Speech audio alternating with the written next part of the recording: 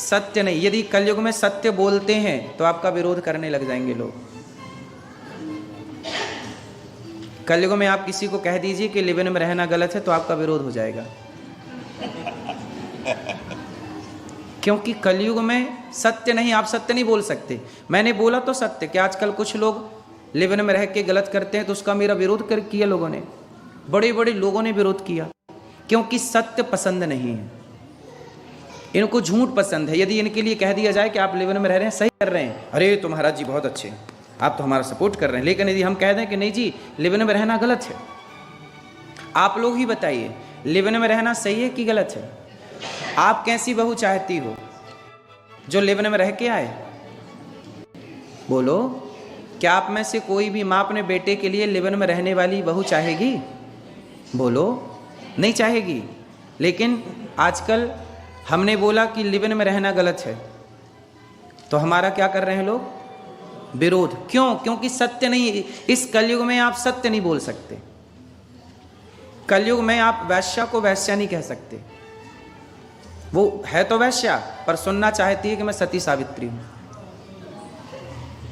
घूमेगी अर्धनग्न पर सुनना चाहेगी कि हमें देवी कहो। देवी वाली हरकत हो आपकी तो आपको देवी भी कहा जाए। हमारे यहां तो नारी को देवी ही कहा गया, पर किस नारी को? हमारे यहां सीता जैसी नारियां भी हैं जिनको हम सब पूछते हैं मंदिर में। कोई भी मंदिर ऐसा नहीं है जहां सीता जी ना हो, यदि राम है तो। ऐसा कोई भी मंदिर नहीं है जहां राधा ना हो, यदि कृष्ण है तो।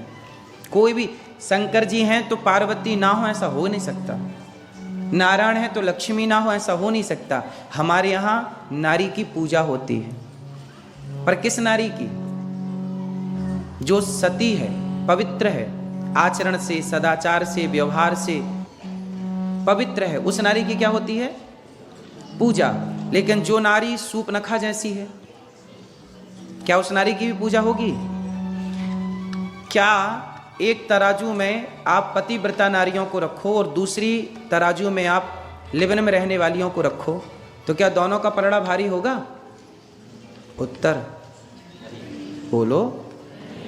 पर समाज तो यही कहता है कि भाई ये भी नारी है, ये भी नारी है। आजकल तो समानता का भाव है ना, कि सब बराबर हैं। सब बराबर हैं तो सती, पतिव्रता और वैश्या एक कैसे हो सकती है? बोलो हाँ या ना। लेकिन आज आप सत्य नहीं बोल सकते। यदि आप सत्य बोलेंगे तो लोग आपका क्या करेंगे? क्यों करेंगे? क्योंकि सत्य सुनना अच्छा नहीं है। लोग झूठ सुनना चाहते हैं, हाँ या ना। यदि आज यहां, इसलिए तो भागवत जी में लिखा सत्यम नास्ति तपः शौचम दया दानम न विद्यते। सत्यम नास्ति। कलयुग में क्या नहीं है? कितने पांव टूट गए धर्म के? सत्य टूट गया, सत्य नहीं। तपः, कलयुग में क्या नहीं है? तप। कोई तपस्वी नहीं है, तप नहीं कर पा रहा है।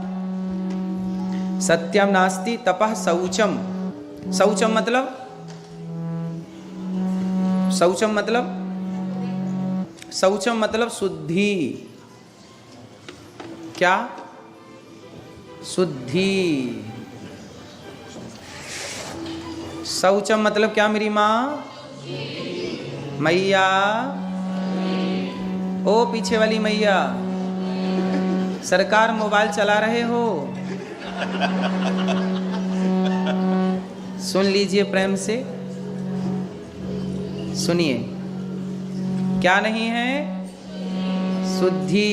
जैसी राखो शुद्धि वैसी बने बुद्धि। बुद्धि का शुद्धि से संबंध है या नहीं? बुद्धि का किससे संबंध है? जैसी होगी शुद्धि वैसी रहेगी।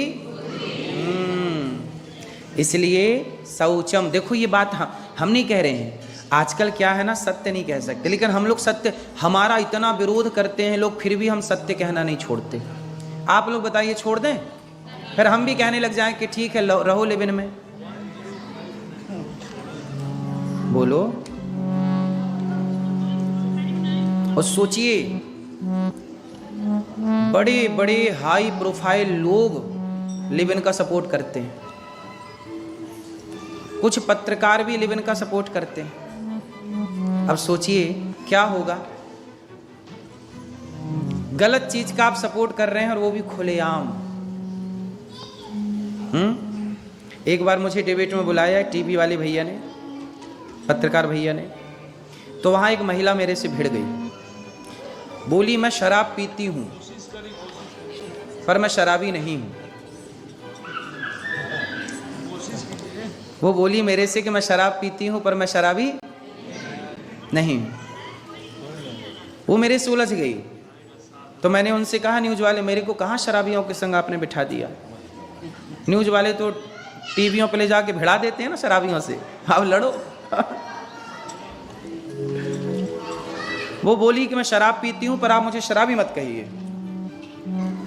इसका अर्थ क्या हुआ कि आज का आदमी खुलेआम, सोच महिला हो कि वो शराब पी रही हो, सबको बता रही है, और आप ये नहीं कह सकते कि तुम गलत हो। तो फिर उससे पूछा जाए कि भाई गलत कौन है? फिर मीडिया वालों को पूछना चाहिए था कौन गलत है।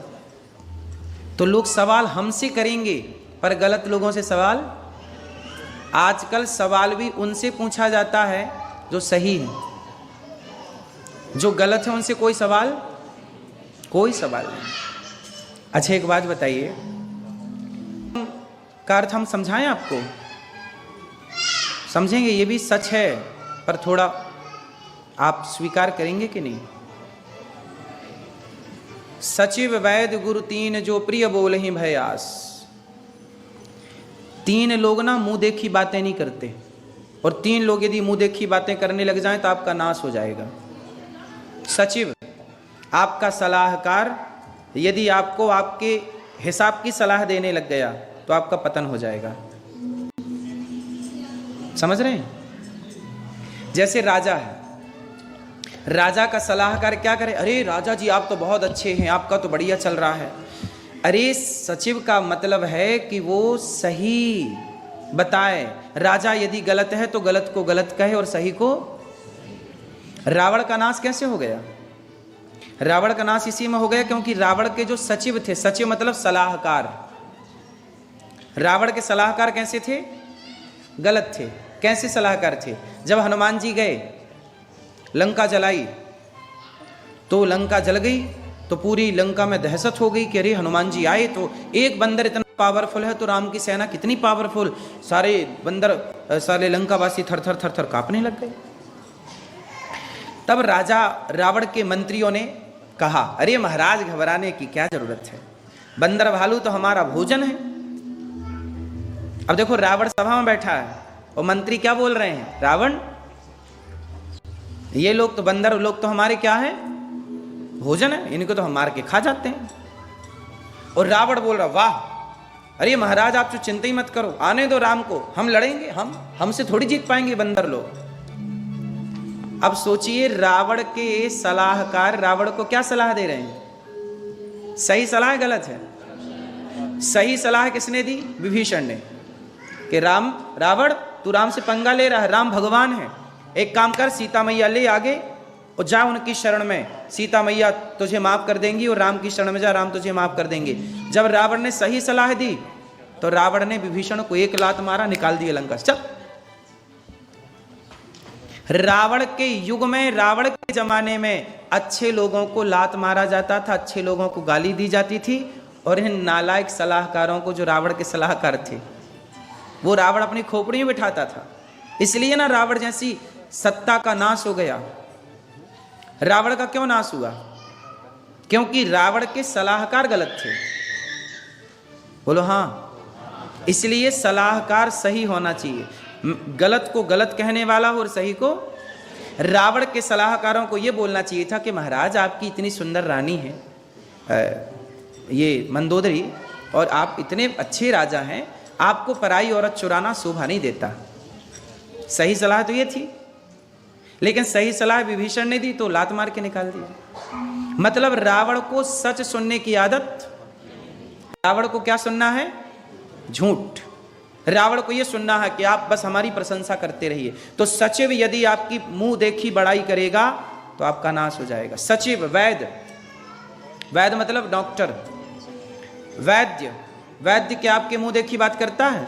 आप कहो साहब कड़वी दवाई मत देना, थोड़ी मीठी दे दो, नहीं, तुम्हारे हिसाब की दवाई ना देगा। यदि डॉक्टर को आपने अपने हिसाब से चलाया तो आप मर जाएंगे। इसलिए आपको डॉक्टर के हिसाब से चलना पड़ेगा। डॉक्टर हमारे हिसाब से नहीं चलता। डॉक्टर साहब यहाँ दर्द है पर एक काम करो, आप यहाँ मत चीरा लगाना, फाड़ा लगाना, आप यहाँ पेट में फाड़ दो, थोड़ा चीरा यहाँ लगा दो। ऐसे थोड़ी होता है भाई। डॉक्टर जो कहेगा वो आपको मानना है।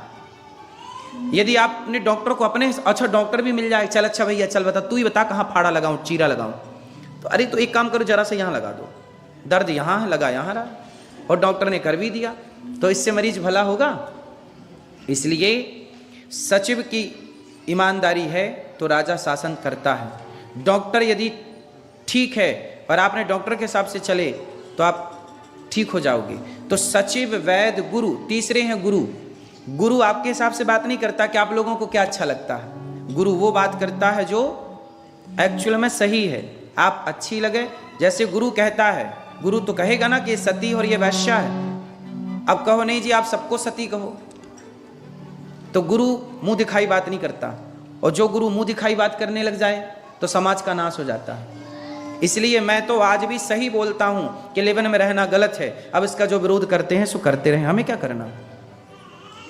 आप बताइए हम इनके हिसाब से बोलना शुरू कर दें।